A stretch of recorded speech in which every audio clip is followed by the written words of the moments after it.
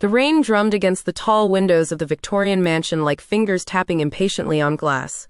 Elena Marchetti stood in her late husband's study, surrounded by architectural drawings that would never become buildings, blueprints that would never see concrete and steel.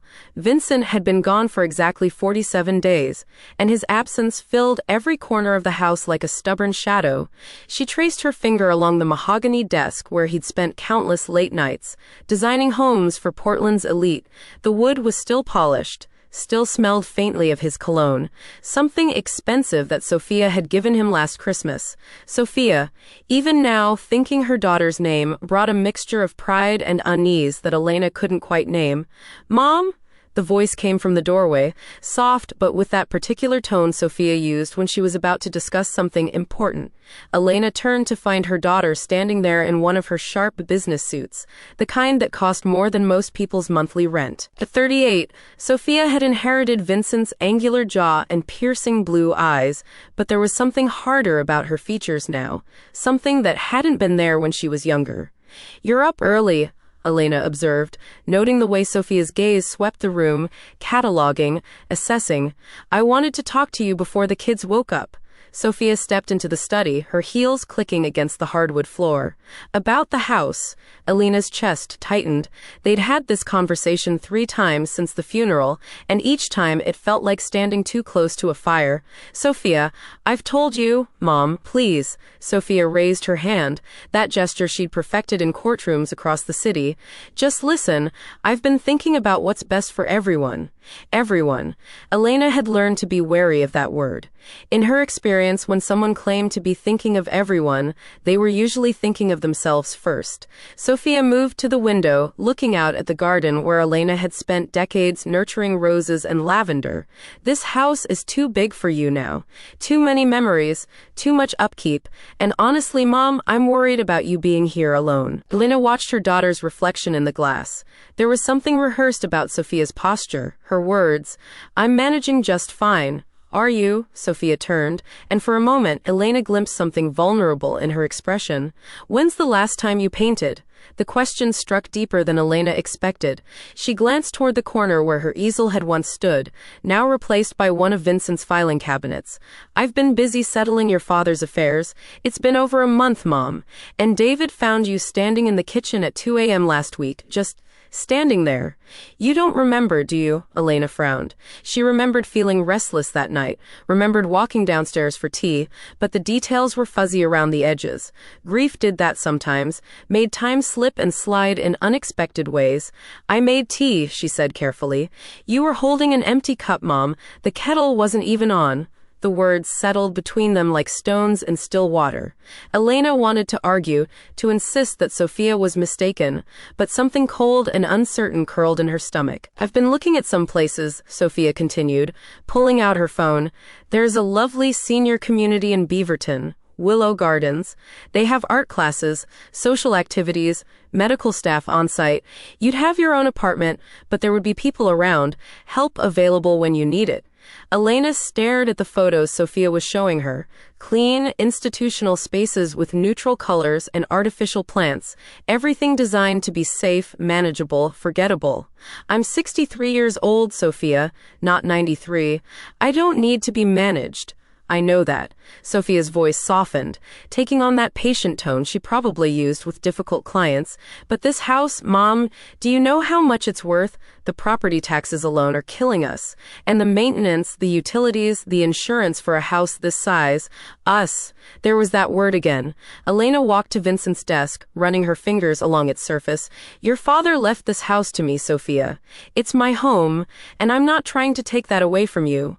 But maybe it's time to think about what Dad would have wanted. He always said the house was just bricks and mortar. The real home was wherever we were together." It sounded like something Vincent might have said, but Elena couldn't remember him ever saying it. She'd been the one who'd fallen in love with this house 30 years ago, who'd insisted they buy it, despite Vincent's concerns about the price. She'd been the one who'd spent weekends stripping paint and refinishing floors while he worked on his projects. "I need time to think," Elena said. Sophia nodded, but there was something tight around her eyes. "Of course, but Mom, I should mention, I've already had someone come look at the house, just to get an idea of its value for insurance purposes. The market is really good right now. We could get well over $1 million, maybe closer to 1.5. The words hit Elena like cold water. You had someone appraise my house without asking me. Not an official appraisal. Just a walkthrough with a friend who's in real estate. Mom, I'm your daughter. I'm trying to help you make informed decisions. But Elena wasn't listening to the explanation. She was remembering last Tuesday when she'd come home from grocery shopping to find Sophia's car in the driveway and voices coming from upstairs. When she'd called out, Sophia had appeared at the top of the stairs with a man Elena didn't recognize, both of them carrying measuring tapes and clipboards. We were just checking on some maintenance issues, Sophia had said then, making sure everything's in good shape. Now Elena understood what they'd really been doing. I want you to leave, she said quietly. Mom, now, Sophia, please. For a moment, something flickered across Sophia's face. Frustration, maybe, or disappointment. But she gathered her phone and her purse, pausing at the doorway. I love you, Mom. Everything I'm doing is because I care about you. I hope you know that. After Sophia left, Elena stood alone in Vincent's study, listening to the rain and the settling sounds of the old house. She tried to shake off the feeling that she'd just been circled by something predatory, something patient and calculating. But the feeling wouldn't leave. That afternoon, Elena climbed the narrow stairs to the attic for the first time since Vincent's death. The space was cramped and dusty, filled with decades of accumulated memories, Christmas decorations, old furniture, boxes of photographs. She'd come up here looking for Vincent's old college yearbooks, something to help her feel connected to him again. Instead, she found something she'd forgotten existed. In the far corner, behind a stack of Vincent's architectural magazines, were 3 canvases wrapped in old bedsheets. Elena's hands trembled as she pulled away the cloth, revealing paintings she'd created more than 30 years ago. The first was a landscape of Mount Hood at sunrise, the mountain's peak catching fire in shades of gold and pink. The second showed Portland's bridges reflected in the Willamette River, but rendered in colors that were more emotional than realistic, deep purples and burning oranges that captured how the city had felt to her as a young woman. The third painting made her breath catch. It was a portrait of a man she hadn't thought about in years, Marcus Reed, captured in profile as he read a book, afternoon light falling across his dark hair. She'd painted it during the summer of 1987 when she was 25 and still believed she could make a living as an artist. Elena sank onto an old trunk, the painting balanced on her knees. Marcus. She hadn't spoken his name aloud in decades, but looking at his painted face brought back memories sharp enough to cut. Late nights in coffee shops, discussing art and philosophy, weekend trips to galleries in Seattle. The way he'd look at her paintings with an intensity that made her feel truly seen. She'd met Vincent 6 months after painting this portrait. Vincent, who was stable and successful and saw her art as a charming hobby rather than a calling. Vincent, who'd offered her a life of security and respectability. She'd made her choice, married Vincent, moved into this house, put away her paints to focus on being the perfect wife. And for 34 years, she'd told herself it was the right decision. Now, holding this ghost from her past, Elena wondered for the first time what her life might have looked like if she'd chosen differently. She was so absorbed in the painting that she almost missed the envelope tucked between the canvas and its frame. Her name was written across it in handwriting she didn't recognize. Angular, confident letters that looked nothing like Vincent's careful script. Inside was a single sheet of paper, dated 3 months ago, just weeks before Vincent's heart attack. Elena, if you're reading this, something has happened to Vincent, and I'm guessing Sophia is pressuring you about the house. Vincent came to see me 6 weeks ago. He was worried about something, though he wouldn't say exactly what. He asked me to hold on to this envelope and make sure you got it if anything happened to him. He said to tell you that you were always stronger than you knew, and that it's never too late to choose a different color for your life. The key is for a safety deposit box at First National, downtown branch, box 347. Vincent said you'd understand when you were ready. If you need anything, and I mean anything, you can find me at the Portland Art Museum. I'm the director now. Strange how life works out. I never forgot you, Elena. I hope you've been happy. Marcus read. Elena read the letter 3 times, her hands shaking harder with each pass. Vincent had gone to see Marcus, had kept track of him all these years, and what was this about a safety deposit box? She looked at the small brass key that had fallen from the envelope. Vincent had always been meticulous about their financial affairs, keeping everything organized in color-coded files in his study. But she'd never heard of any safety deposit box. The rain had stopped while she'd been in the attic. Afternoon light slanted through the small window, illuminating dust motes that danced like tiny spirits in the air. Elena held up the portrait of Marcus, studying the young man she'd once loved, wondering about the man he'd become. It's never too late to choose a different color for your life. Vincent's words, according to Marcus, but they sounded more like something Marcus would say, something he'd said to her once, long ago, when she was dithering between staying in Portland, Oregon, moving to San Francisco to pursue her art. Life isn't a paint-by-numbers kit, Elena, he'd told her. You get to choose your own colors. She'd chosen the safe colors then, beige and cream and muted browns, the colors of respectability and security. Now, sitting in her dusty attic with a key to secrets she didn't understand, Elena felt something stirring inside her that had been dormant for decades. It was small and fragile, like a seedling pushing through concrete, but it was unmistakably there. Curiosity. And underneath it, something that might have been hope. That evening, Sophia returned with David and the children. Elena heard the front door open and the familiar sounds of her grandchildren's voices echoing through the house. Isabella was 16 now, all legs and attitude and carefully straightened hair. Leo, 14, still had some softness left in his features, though he was already taller than his sister. Grandma, Isabella appeared in the kitchen doorway, her face lighting up in that way that never failed to warm Elena's heart. Mom said we're having dinner here tonight. Did she now? Elena glanced toward the hallway where she could hear Sophia and David talking in low voices. I wasn't aware we'd made plans. We brought Chinese food, Leo added, sliding past his sister to give Elena a hug. He was still young enough to be openly affectionate, unlike Isabella, who'd recently decided that hugging was cringe. David appeared with bags of takeout, his smile as practiced as a politician's. Elena, you're looking well. How are you holding up? Elena studied her son-in-law. David was handsome in an obvious way, the kind of man who wore expensive watches and drove luxury cars and always seemed to be networking, even at family dinners. Sophia had met him at some legal conference 5 years ago, and Elena had never quite warmed to him, though she'd never been able to put her finger on why. I'm managing, she said, the same response she'd given Sophia that morning. Sophia emerged from the hallway, having changed from her business suit into designer jeans and a cashmere sweater. Even dressed down, she looked polished, controlled. I hope you don't mind us descending on you like this. I thought it might be nice for us all to have dinner together.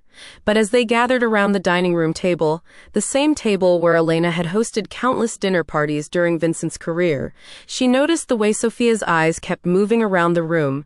Cataloging again, Elena realized pricing. Grandma, are you really going to move? Isabella asked as she opened a container of lo mein. Sophia shot her daughter a warning look. We're just exploring options, sweetheart. But this house is so cool, Leo protested. Remember when we used to play hide and seek in all the secret rooms? They're not secret rooms, David corrected with a laugh that didn't reach his eyes. They're just alcoves and built-in storage spaces. Though I admit, this old place has character. Old place. Elena caught the subtle diminishment in his words. The architecture is quite valuable, Sophia added, as if Elena weren't sitting right there. These Victorian houses are very sought after by developers. The lot alone would be worth a fortune to someone who wanted to build condos. Condos? Elena's fork froze halfway to her mouth. Hypothetically speaking, Sophia said quickly, I'm just saying the property has a lot of potential value. But Elena had heard the truth in those words. Sophia wasn't just thinking about moving her into assisted living. She was thinking about selling the house to developers who would tear it down. The rest of dinner passed in a blur of forced conversation and Elena's growing awareness that she was being managed, handled with the same careful strategy Sophia probably used with hostile witnesses. Every topic seemed to circle back to Elena's well-being, her safety, her future needs. "You know, Mom," Sophia said as they cleared the dishes, "I've been thinking about what you said this morning, about needing time to think. And you're absolutely right. This is a big decision." Elena nodded, waiting for the but. "But I wonder if it might help to have someone objective look at your situation. Someone who could help you evaluate your options from a financial perspective. I have an accountant. I mean someone who specializes in elder care planning, estate management. Someone who could help you understand all the implications of staying in a house this size." Elena set down the plates she'd been carrying and looked directly at her daughter. "Sophia, are you trying to have me declared incompetent?" The question hung in the air like a dropped glass, the sound of it sharp and dangerous. Isabella and Leo, who'd been loading leftovers into containers, went still. "Of course not," Sophia said, but her voice was too quick, too bright. "I would never. Mom, I'm just trying to help." "Then stop trying to manage me," Elena said quietly. "I'm not one of your clients, Sophia. I'm your mother. And this is my house." David cleared his throat. "Elena, I think you might be misunderstanding." "No," Elena interrupted, surprising herself with the firmness in her voice. "I don't think I am." She looked around the table at her family, her daughter with her calculating eyes, her son-in-law with his practiced concern, her grandchildren watching with the uncomfortable awareness of children caught in the middle of adult conflicts. "I think," Elena said slowly, "that it's time for everyone to go home." After they left, Elena stood alone in her kitchen, surrounded by the detritus of their visit, forgotten napkins, a chopstick on the floor, the lingering smell of takeout food. She felt hollowed out, like a house with all the furniture removed. But underneath the exhaustion, that small seed of something else was still growing. She thought about the key upstairs, about Marcus Reed's letter, about the safety deposit box downtown that contained secrets Vincent had kept from her. She thought about the portrait in the attic, about the woman who'd painted it, young and passionate and full of dreams she'd set aside for security. Elena walked to the kitchen window and looked out at her garden. Even in the fading light, she could see the roses she'd planted when they first moved into the house, the lavender that came back stronger every year, the apple tree that Vincent had wanted to cut down but that she'd insisted on keeping. This was her home, her life, her choice. And tomorrow, she was going to start making some different choices. Tomorrow, she was going to find out what Vincent had hidden in that safety deposit box. Tomorrow, she was going to remember what it felt like to choose her own colors. But tonight, for the first time since Vincent's death, Elena Marchetti climbed the stairs to the master bedroom instead of the guest room. She pulled back the covers on the king-size bed and lay down on Vincent's side, breathing in the faint scent of his cologne that still lingered on the pillows. "What were you trying to tell me?" she whispered into the darkness. The house settled around her, old wood creaking like bones, but Elena wasn't afraid. She was, for the first time in weeks, awake.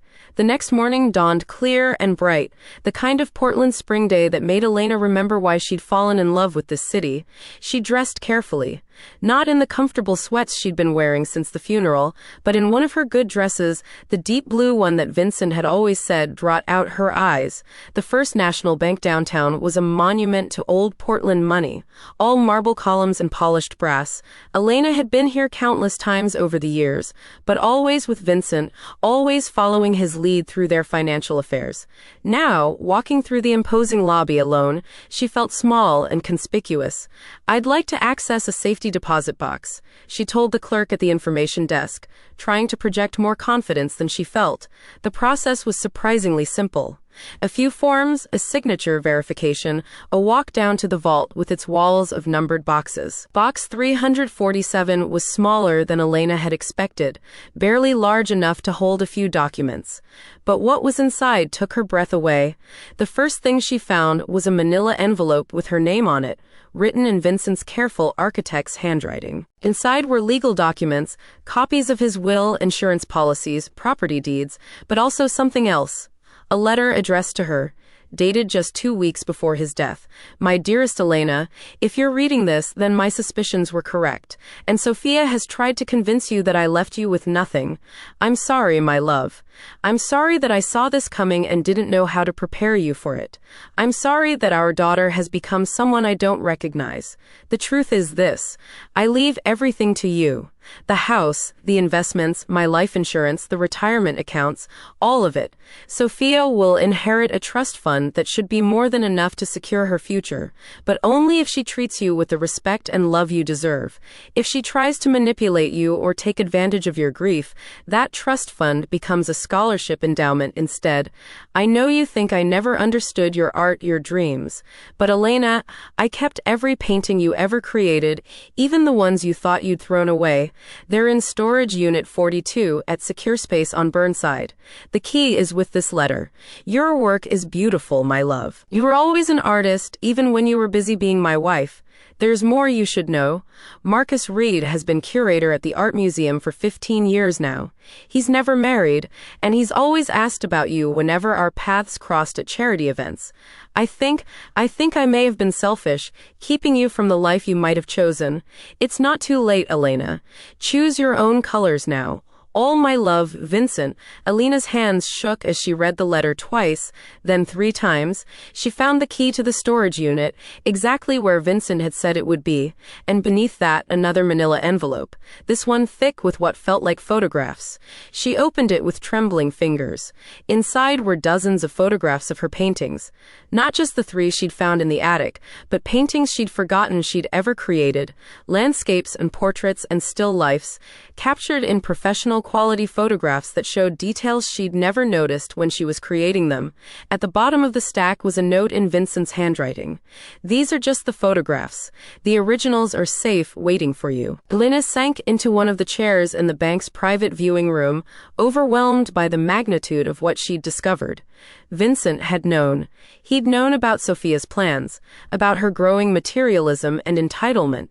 More than that, he'd known about Elena's buried dreams and had been quietly preserving them.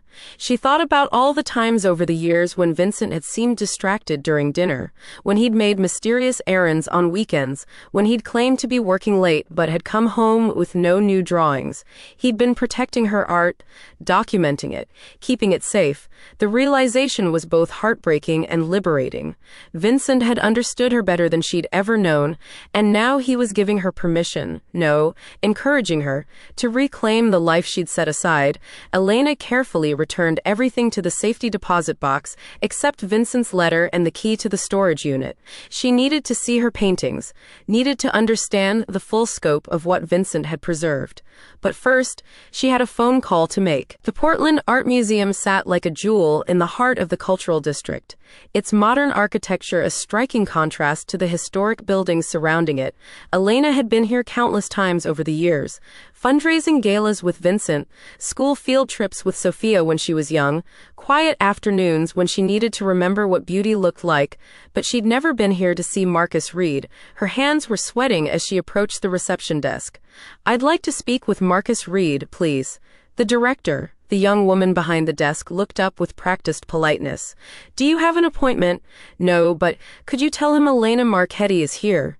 He'll understand." The receptionist made a quick phone call, speaking in low tones. When she hung up, her expression had changed to something more deferential. "Mr. Reed will be right down. Please, have a seat."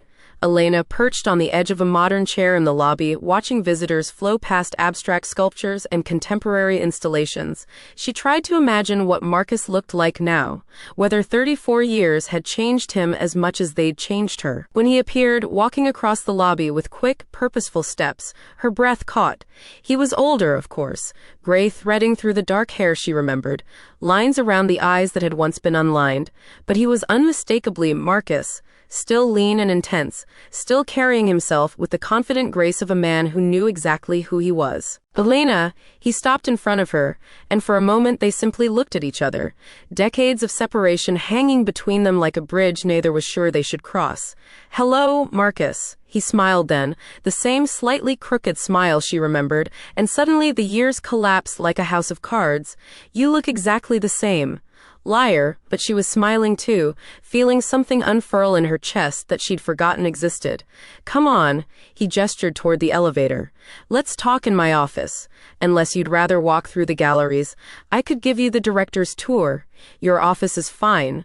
They rode up in silence, the weight of unspoken history making casual conversation impossible.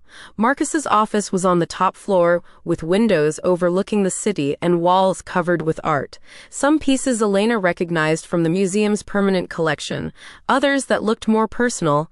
Coffee? Marcus asked, moving to a small kitchen area in the corner of the office. Please? As he prepared the coffee, Elena studied the room, trying to read the story of his life in its details. Books on art history and museum management, photographs of gallery openings and artist receptions. A small sculpture on his desk that looked like something a child might have made, a grandchild perhaps. My nephew's work, Marcus said, noticing her gaze. He's 8 and completely convinced he's the next Picasso. No children of your own? No, he handed her a cup of coffee, their fingers brushing briefly in the exchange. Never found the right person to build that kind of life with. The words hung between them, loaded with meaning. Elena sipped her coffee, buying time to steady her nerves. Vincent came to see you, she said finally.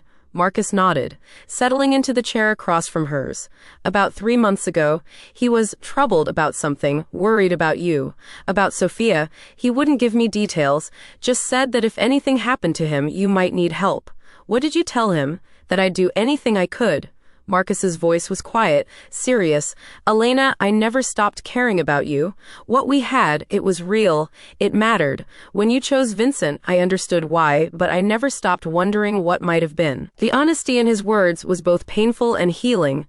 Elena set down her coffee cup with hands that weren't quite steady.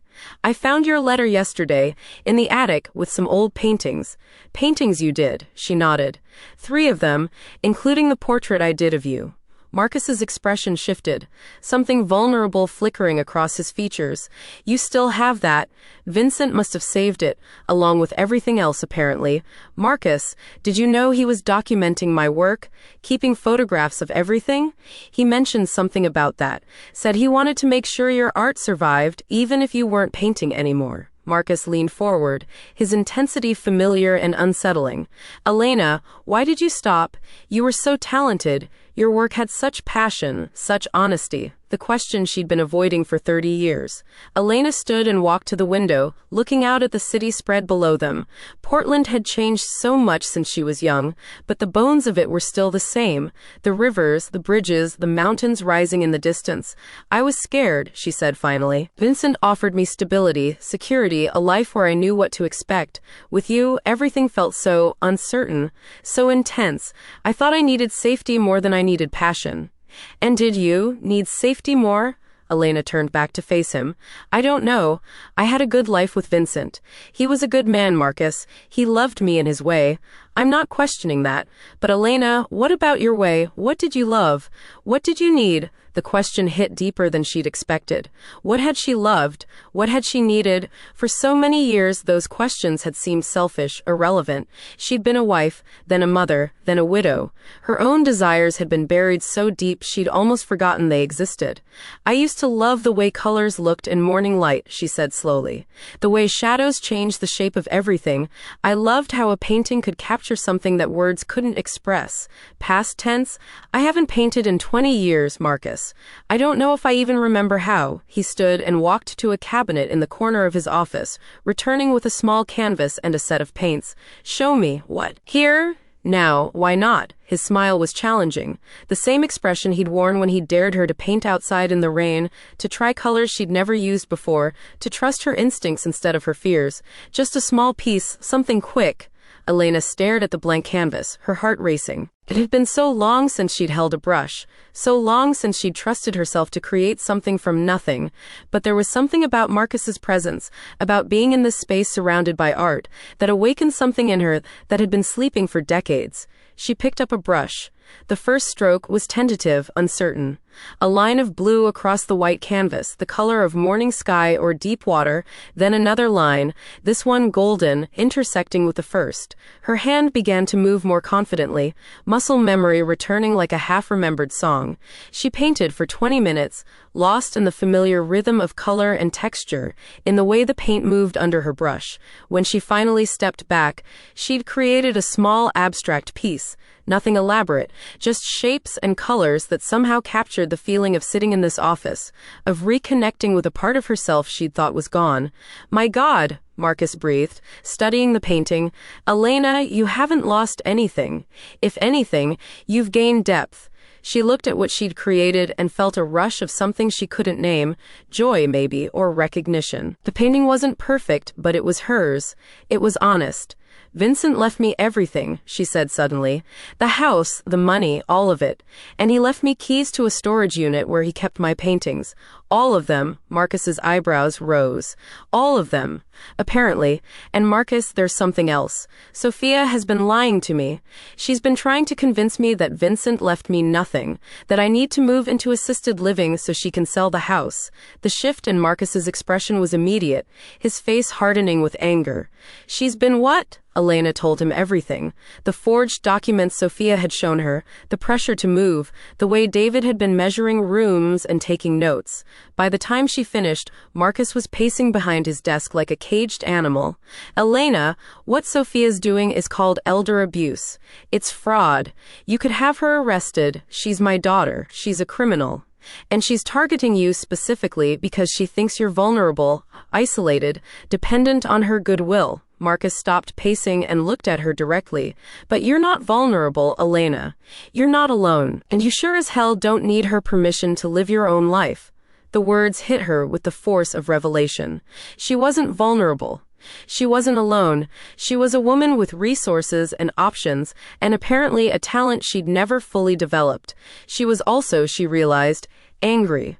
Not the small, guilty anger she'd been carrying since Sophia started pressuring her about the house. This was bigger, cleaner, more powerful. This was the anger of someone who'd been underestimated, dismissed, manipulated by people who should have protected her. "I want to see my paintings," she said. "All of them." "Today," Marcus nodded. "Then let's go see them." As they left the museum together, Elena felt something she hadn't experienced in years. She felt dangerous, not in a destructive way, but in the way that a sleeping giant is dangerous when it finally wakes up. Sophia had made a mistake. She'd assumed that her mother was weak, confused, easily controlled. She was about to learn how wrong she was. The storage unit was in an industrial part of southeast Portland, the kind of place where people kept furniture they couldn't fit in their apartments and boxes of memories they couldn't bear to throw away. Elena had never been here before, had never even known Vincent rented a unit. Marcus waited beside her as she opened the metal door, both of them holding their breath as the space was revealed. The unit was climate-controlled and carefully organized, with Elena's paintings stored in custom-built racks that protected them from damage. There were dozens of them, more than she'd ever imagined Vincent had saved. Landscapes and portraits, still lifes and abstract pieces, work spanning more than 20 years of her life. "Jesus," Marcus whispered, pulling out painting after painting. "Elena, this is incredible. You were producing museum-quality work, and you just stopped." Elena moved through the space like she was walking through a cemetery, seeing the ghosts of her former self in every brushstroke. Here was the painting of Isabella as a toddler, chasing bubbles in the backyard. There was the landscape of Crater Lake she'd done on their 10th anniversary trip. And there, in the back corner, were the paintings she'd never shown anyone. The ones that were too personal, too revealing. "Vincent saved everything," she said, her voice barely audible. "He did more than save them." Marcus pointed to a wall of the unit where documents were carefully preserved in plastic sleeves. "Look at this." Elena approached the documents and felt her knees go weak. They were exhibition proposals, gallery submissions, letters from museums and collectors, all dated within the last 10 years, all bearing Vincent's signature as her representative. "He was trying to get your work shown," Marcus said, reading over her shoulder. "Elena, some of these are from major galleries. And look at this. He was documenting your early career, creating a catalog raisonné of your work. Elena pulled out one of the letters, dated just 6 months ago. It was from a gallery in San Francisco, expressing interest in a solo exhibition of her landscape work. Vincent had been negotiating terms, discussing dates, making plans she'd never known about. He was planning a comeback for you, she realized. He was trying to give me back my career, Marcus nodded. And from what I can see here, you had serious interest from some important people. Elena, your work could have been in museums. It still could be.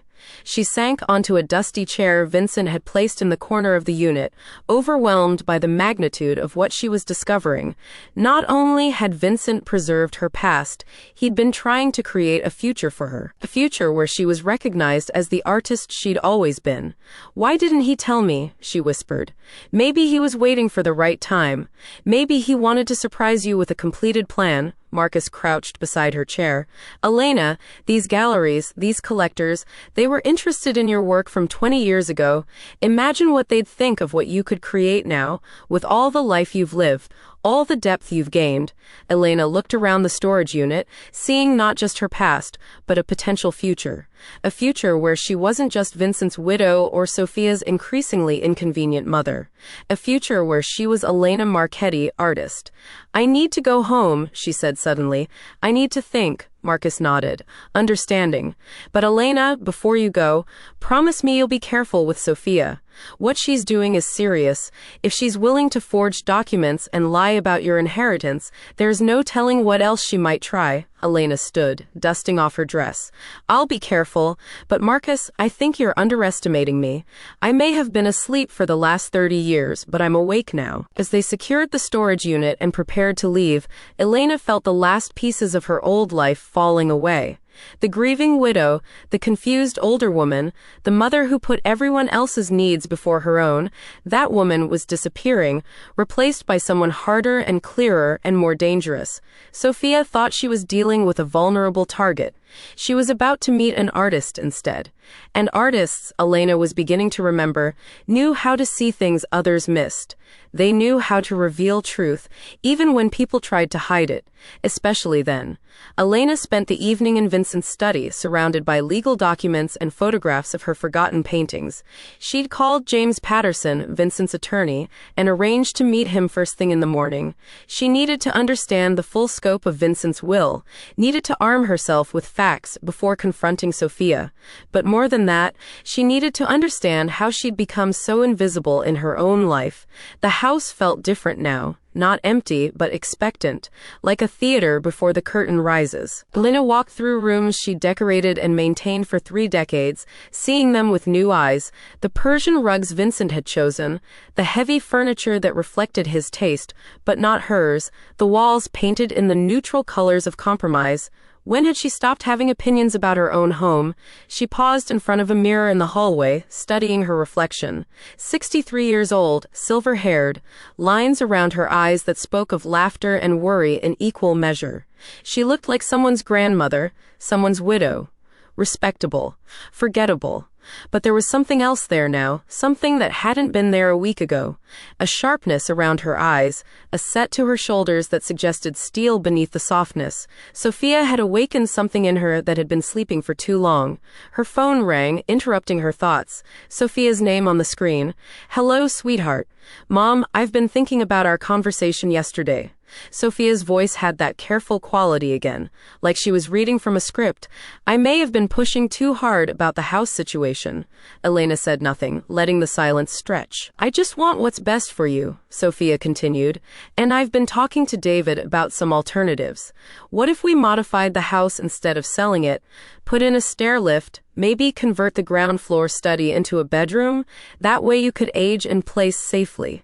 It was a reasonable offer. Generous even. 6 months ago, Elena would have been grateful for Sophia's concern, touched by her willingness to compromise. Now, she heard the manipulation underneath the care. Sophia was offering concessions because her first plan wasn't working fast enough. "That's thoughtful of you," Elena said carefully. "But I think I'd like to understand my financial situation better before making any major decisions. Of course, I could help with that. I am a lawyer after all." I've already made an appointment with your father's attorney. The pause was so brief Elena almost missed it, but it was there, a hesitation that confirmed what she was beginning to suspect. James Patterson? Mom, he's primarily a business attorney. Estate planning isn't really his specialty. I could recommend someone who... I'll start with James. After all, he handled your father's will. Another pause. Right, of course. When are you meeting with him? Tomorrow morning. I could come with you, help you understand the financial implications. That won't be necessary. Elena hung up before Sophia could argue further. Her daughter would spend the evening trying to figure out what Elena might learn from James Patterson. Good, let her worry.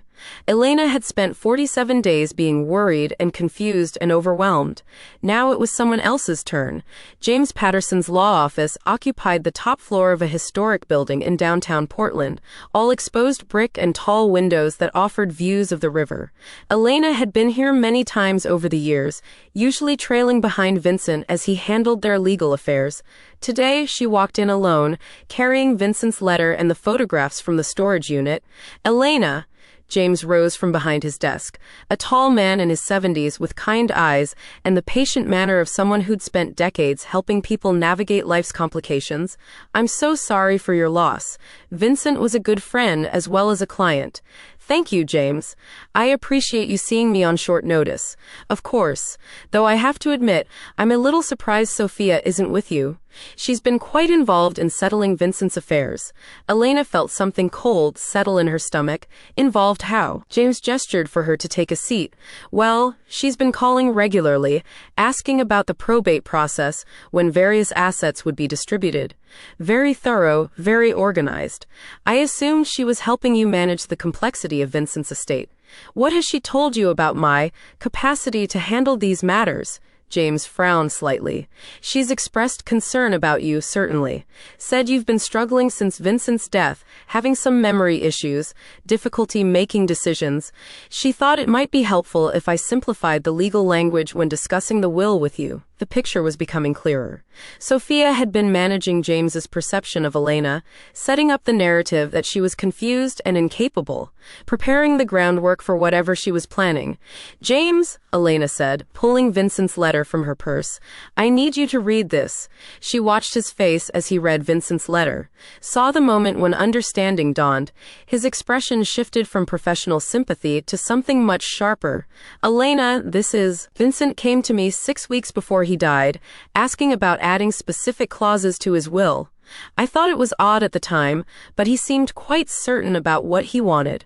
What kind of clauses? James moved to his filing cabinet, pulling out a thick folder. Protections. Vincent was worried about someone taking advantage of you after his death. He wouldn't say who, just that he wanted to ensure you were protected from manipulation or coercion.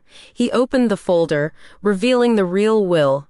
Not the simplified version Sophia had shown Elena, but the full document with all its conditions and protections.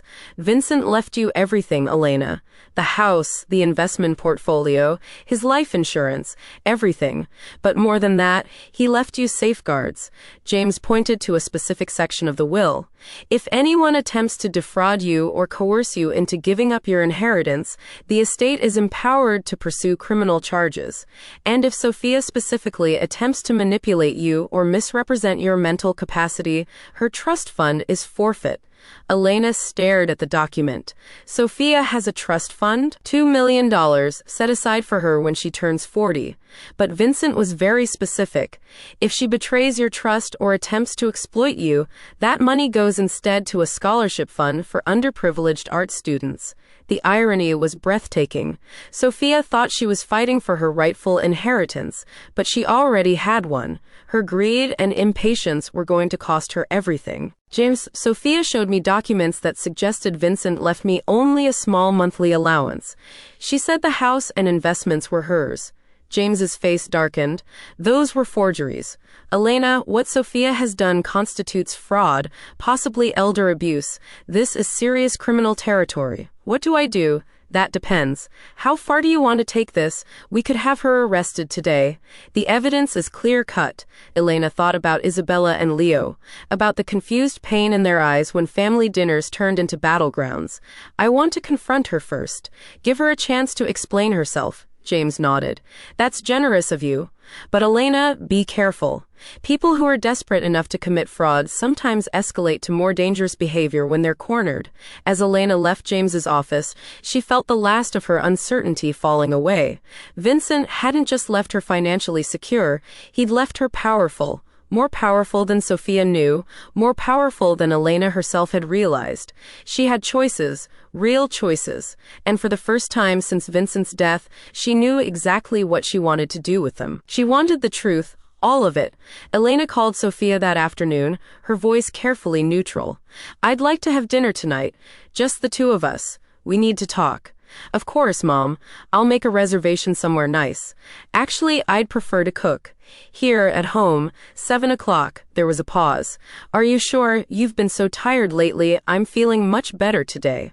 More like myself. At 6:30, Elena was in her kitchen preparing Vincent's favorite meal, ossobuco with saffron risotto, the kind of elaborate dinner that had once been routine in their house. She'd changed into one of her good dresses, put on jewelry, even applied lipstick. She wanted to look like the woman Sophia had underestimated. Sophia arrived precisely at 7, carrying a bottle of expensive wine and wearing a carefully chosen outfit that managed to be both professional and maternal. She looked beautiful, polished, successful. She also looked nervous. Mom, you look wonderful. And something smells incredible.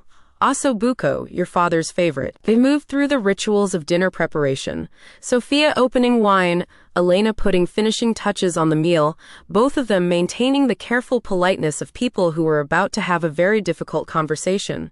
It wasn't until they were seated in the dining room, plates served and wine poured, that Elena decided to drop her first bomb.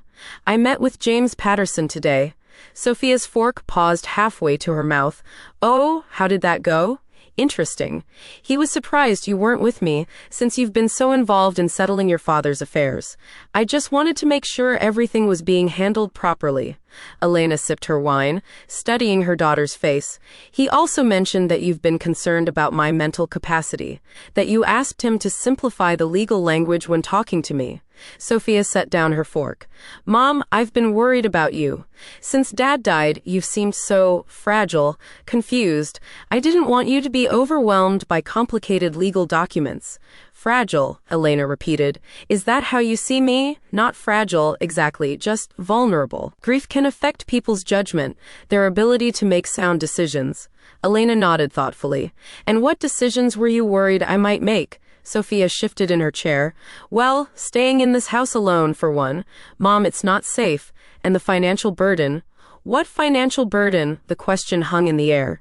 Sophia opened her mouth, then closed it, clearly calculating her response. The property taxes, the maintenance, the insurance. On your limited income. Tell me about my limited income, Sophia. Something flickered across Sophia's face. Fear, maybe, or the realization that she was walking into a trap. The monthly allowance Dad left you. I know it seems small, but how small? $3,000 a month. Plus the insurance covers your medical expenses, of course. Elena nodded as if this made sense. And the house, the investments, Dad felt it would be better if I managed those. Less stress for you. I see. Elena cut another bite of her ossobuco, chewing slowly.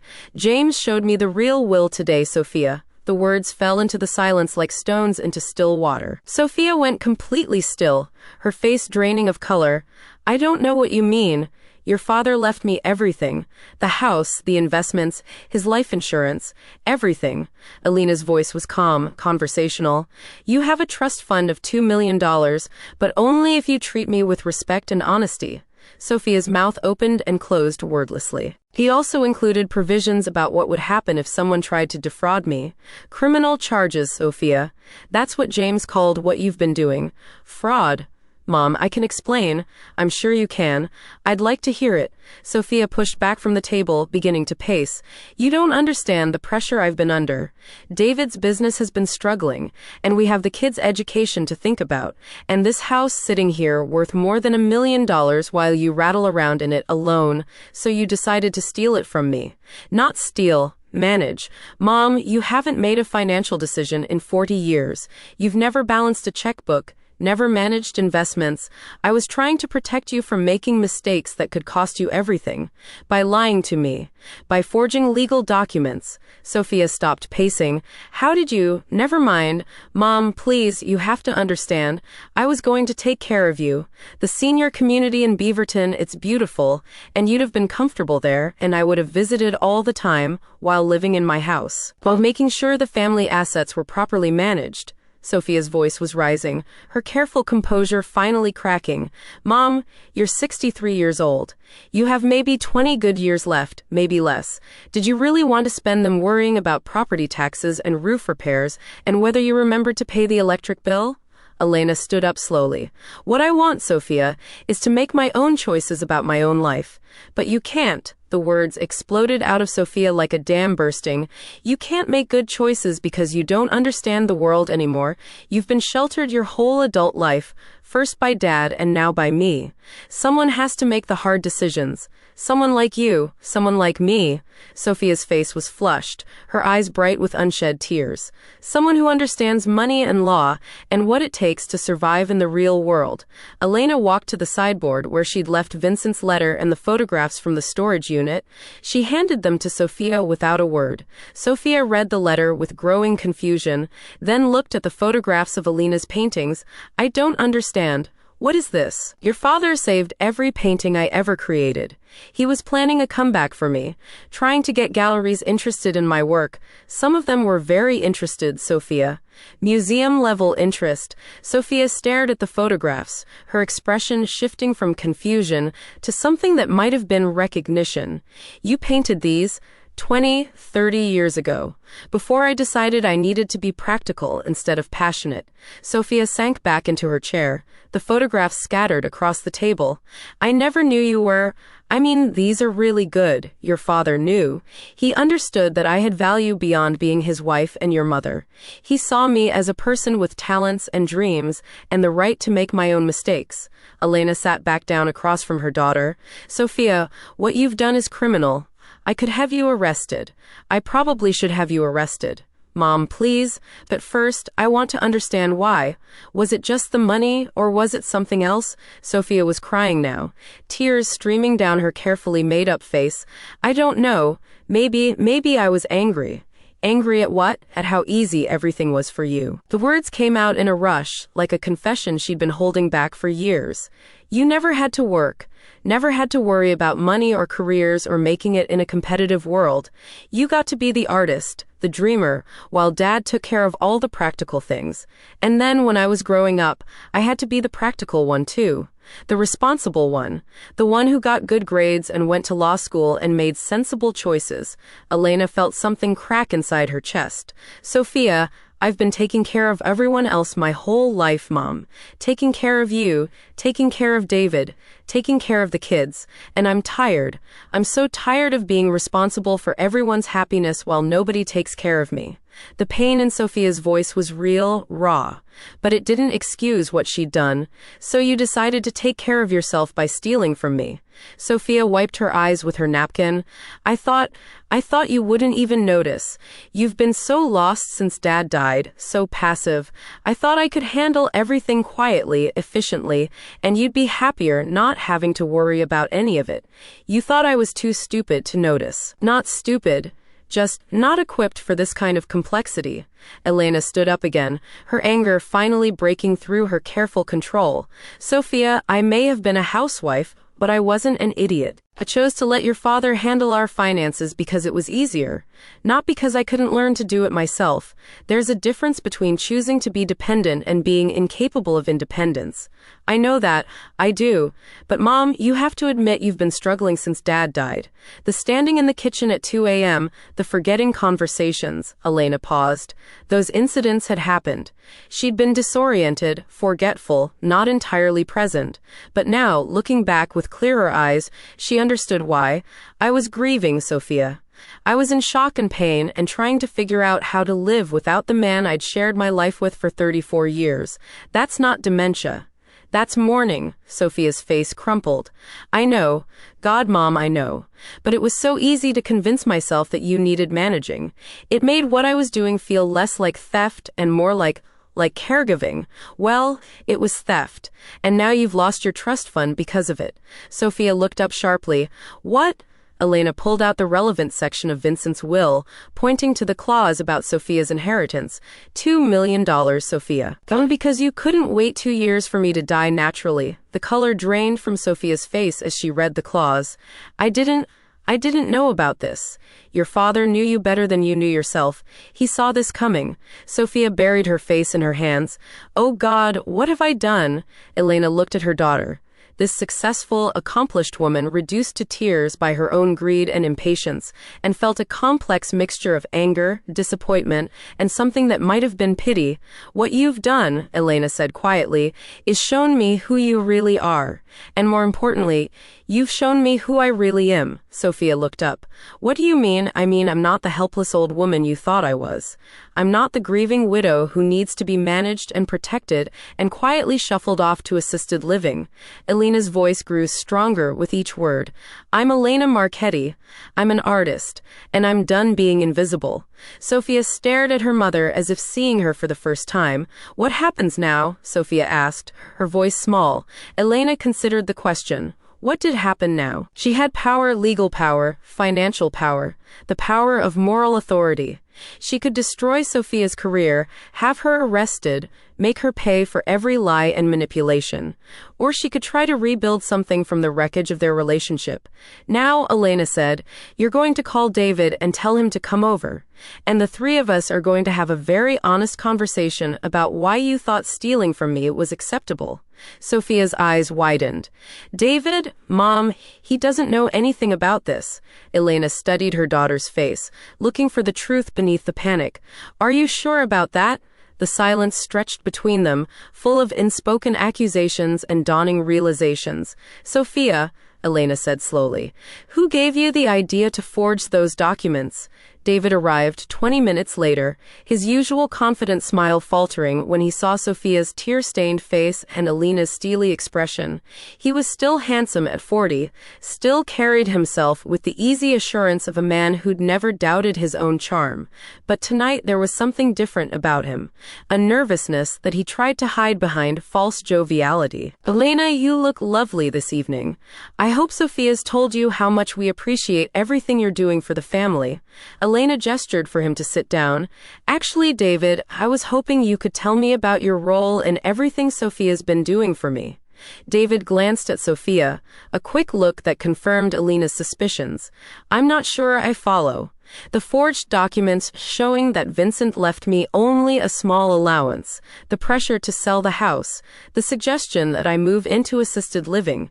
Elena's voice was calm, but there was steel underneath. Tell me, David, where did Sophia get the idea that any of this was necessary?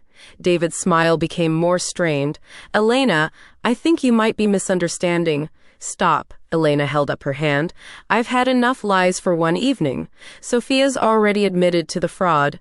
The only question now is whether you were a co-conspirator or just an enabler. Sophia turned to her husband, and Elena saw something like desperation in her daughter's eyes. David, just tell her the truth. We're already caught. David was quiet for a long moment, his facade finally cracking. When he spoke, his voice was different, less polished, more desperate. It wasn't supposed to go this far, he said finally. It was just, we were supposed to help you transition to something more manageable, smaller, safer. Whose idea was it? David looked at Sophia, then back at Elena. Mine. But Elena, you have to understand the position we were in. Enlighten me. David ran his hands through his hair, destroying its perfect styling.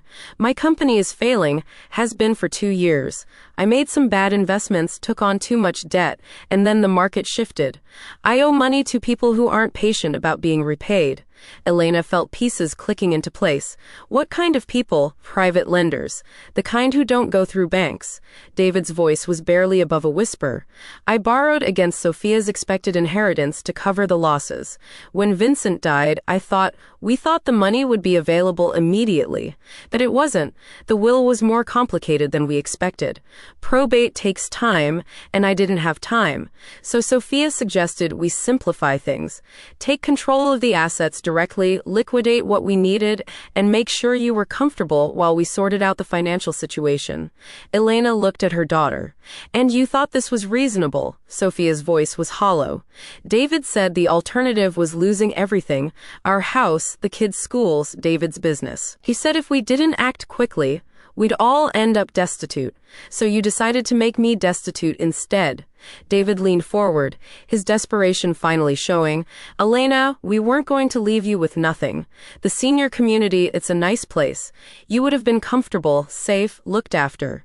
And we would have visited all the time, while spending my inheritance to pay your gambling debts. David flinched.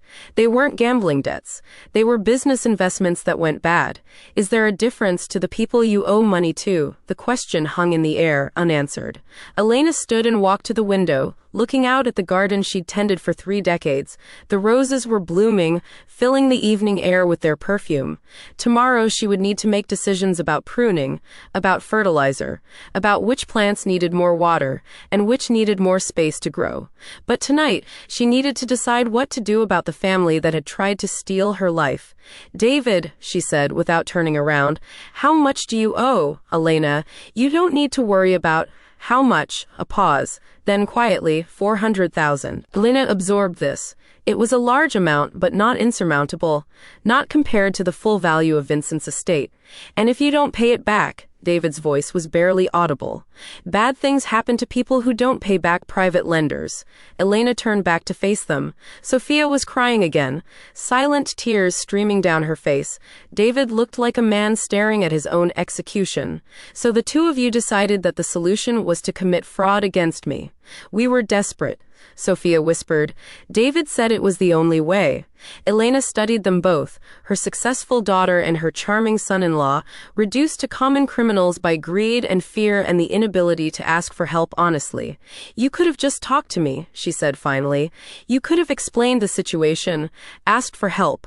Would you have helped? David asked. Elena considered this.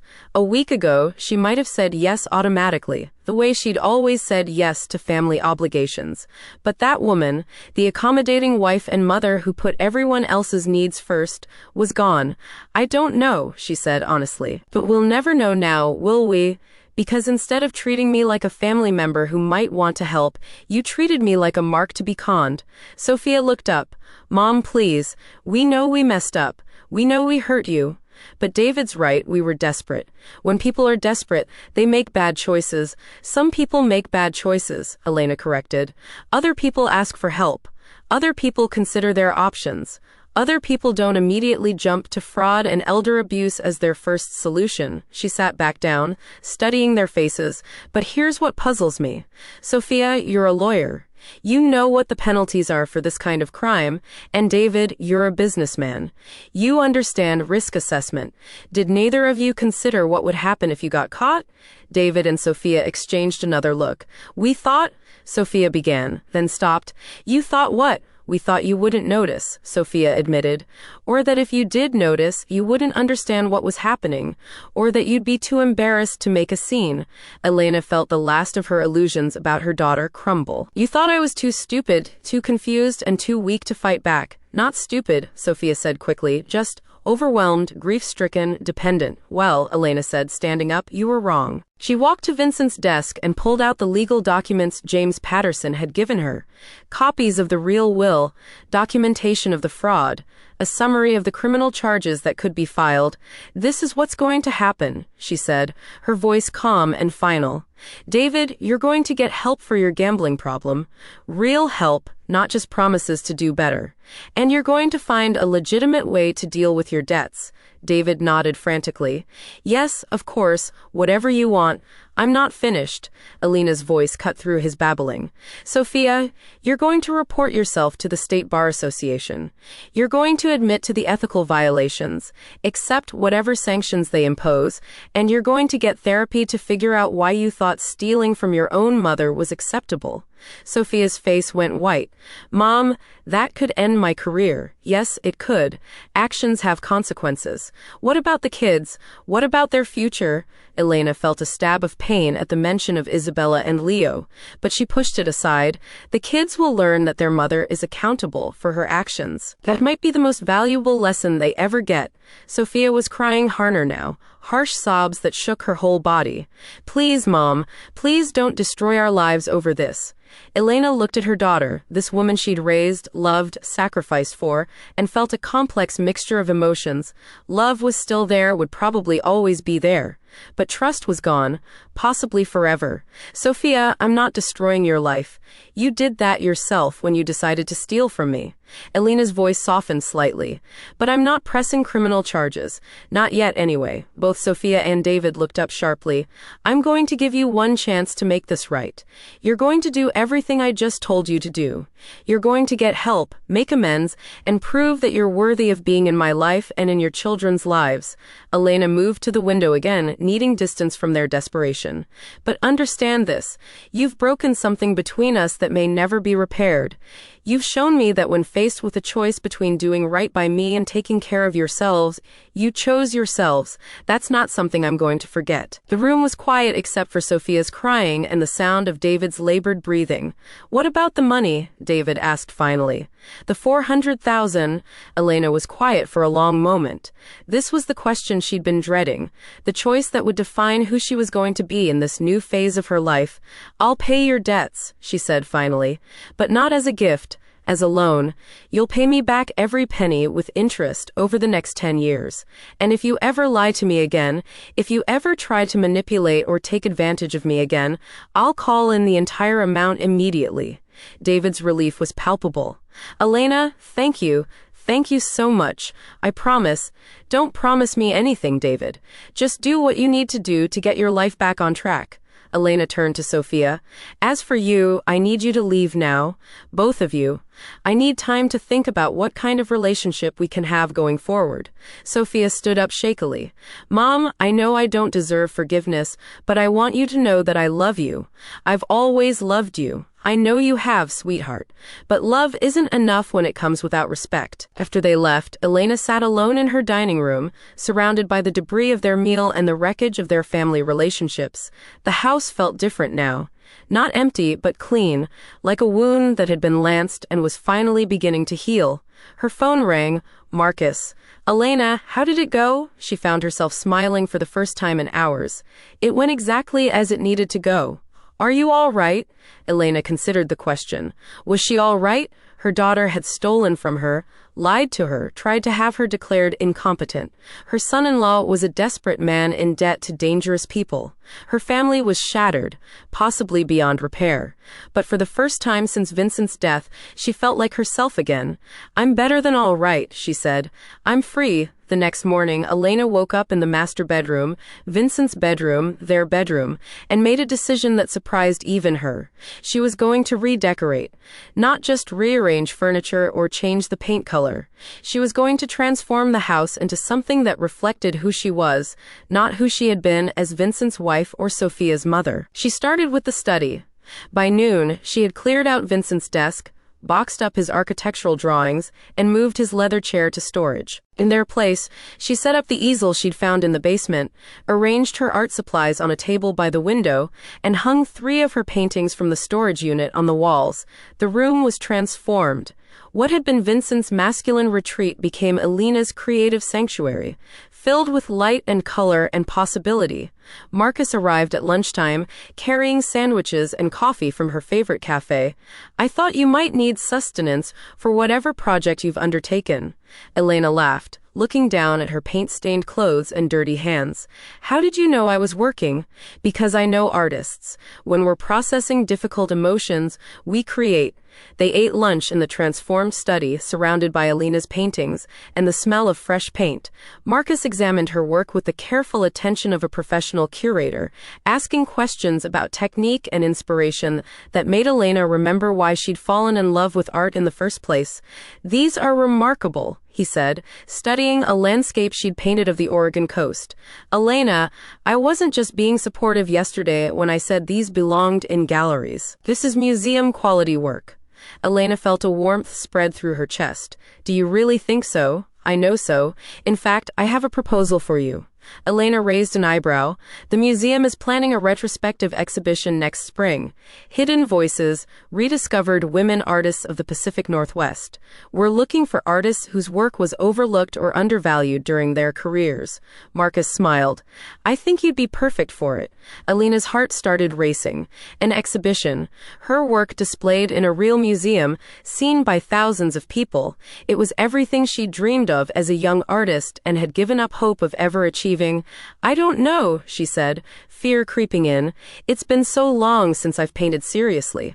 What if I'm not good enough anymore?" Marcus reached across the table and took her hands. "Elena, look around you. Look at what you've created, what Vincent preserved, what you're capable of creating now. You're not the same artist you were 30 years ago. You're better." Elena looked at the paintings covering her walls, seeing them through Marcus's eyes. There was truth in them, emotion distilled into color and form. They weren't perfect, but they were honest. They were hers. "Yes," she said suddenly. "Yes, I want to do the exhibition," Marcus grinned. "Good, because I may have already started the paperwork." Elena laughed, and the sound surprised her. When was the last time she'd laughed? Really laughed, from joy rather than politeness. "What happens now?" she asked. "Now you paint. You create new work, we select pieces for the exhibition, and we show the world what Elena Marchetti is capable of." Elena nodded, feeling something settle inside her chest, a sense of purpose she'd been missing for decades.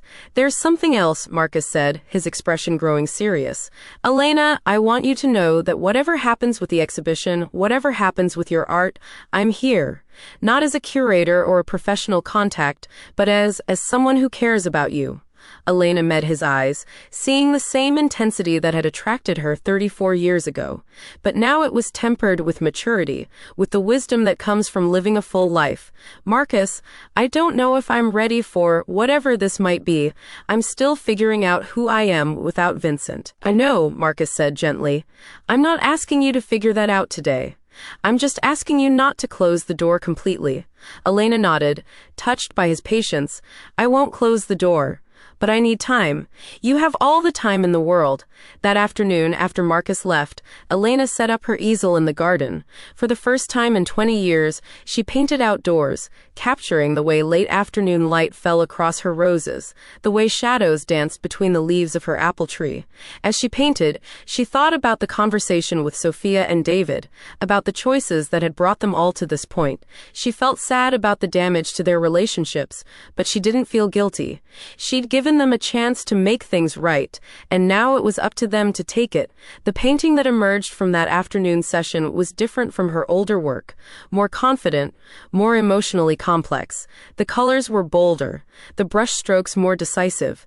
This was the work of a woman who had lived through betrayal and survived, who had rediscovered her own strength. As the sun began to set, painting the sky in shades of gold and pink that reminded Elena of her first landscape painting, her phone rang.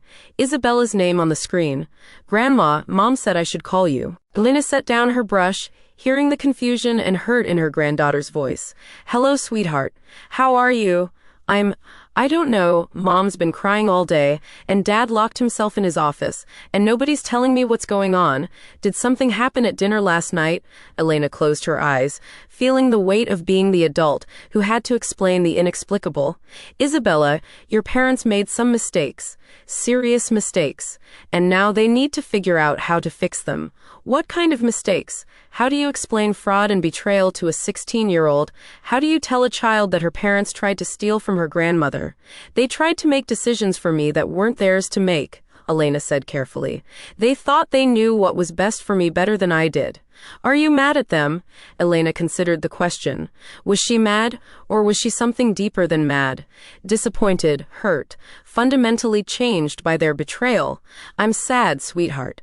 Very sad that they thought lying to me was better than talking to me. Isabella was quiet for a moment. Grandma, are you going to be okay? Mom said something about you maybe not wanting to see us anymore. Elena's heart clenched.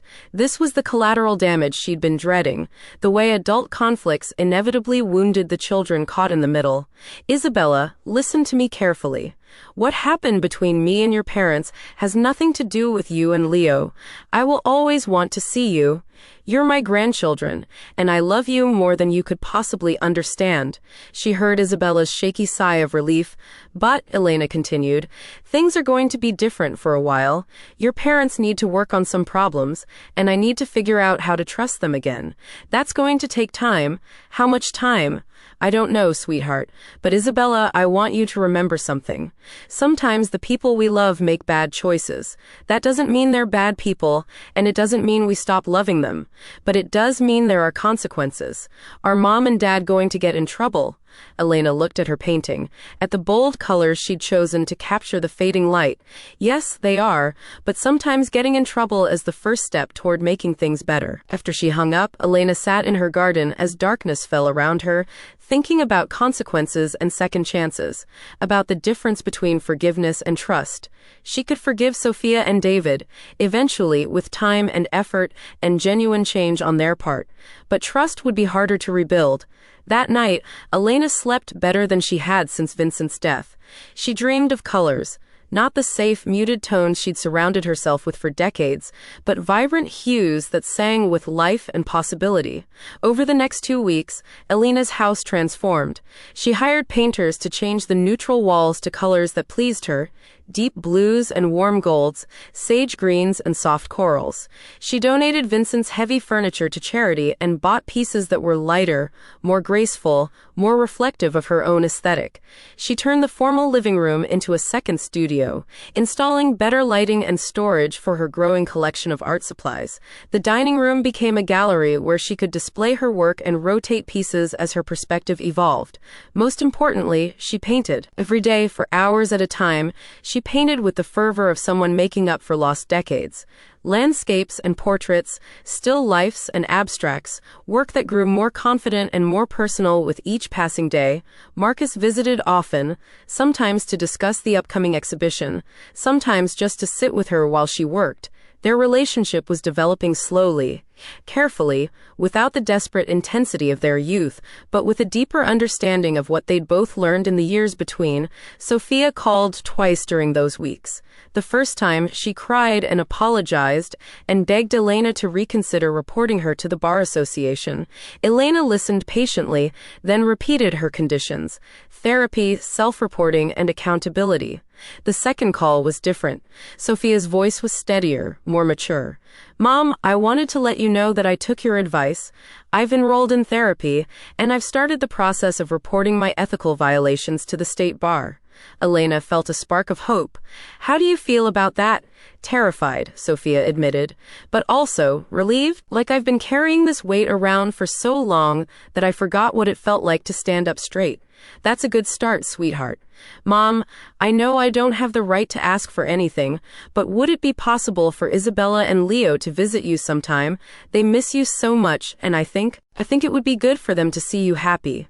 Elena smiled, looking around her transformed home. I'd love to see them, this weekend maybe, when Isabella and Leo arrived that Saturday. They stopped in the doorway of Elena's house with expressions of pure amazement.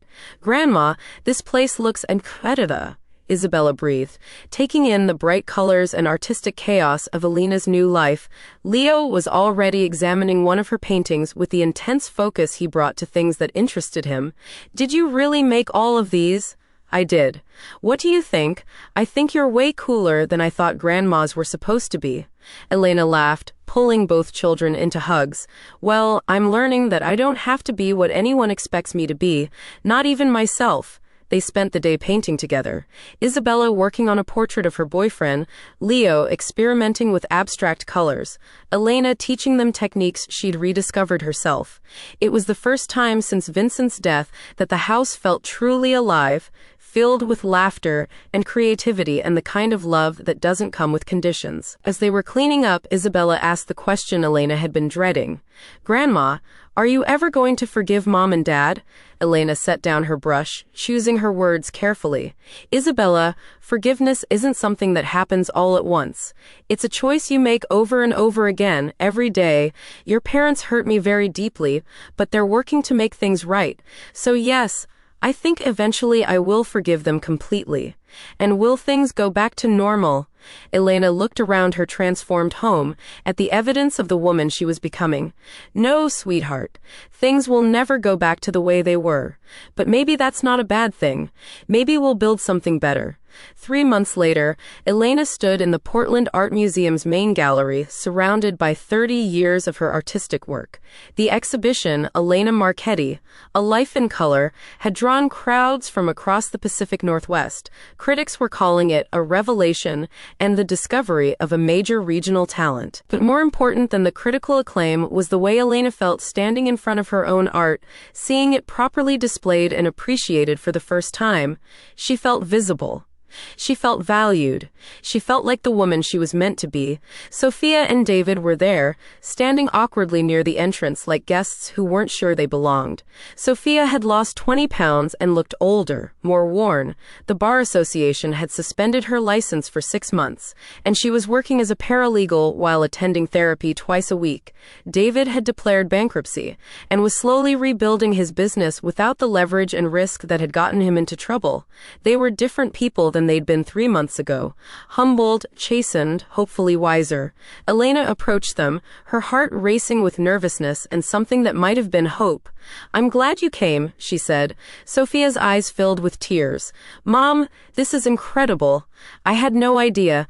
I mean, I knew you were talented, but this," she gestured at the painting surrounding them, "this is the work of a master. Thank you." They stood together in awkward silence, 3 people who were still learning how to be in relationship with each other. "I'm proud of you," Elena said finally, "for doing the hard work of making amends, for facing the consequences of your choices." Sophia nodded, unable to speak. David cleared his throat. "Elena, I want you to know that I've paid back the first installment on the loan. It's not much, but it's a start." "I know. I got the check." Marcus appeared at Elena's elbow, handsome in his tuxedo and beaming with pride. "Elena, there's a reporter from Art in America who'd like to interview you." Elena nodded, then turned back to Sophia and David. "We're having a small reception at my house afterward.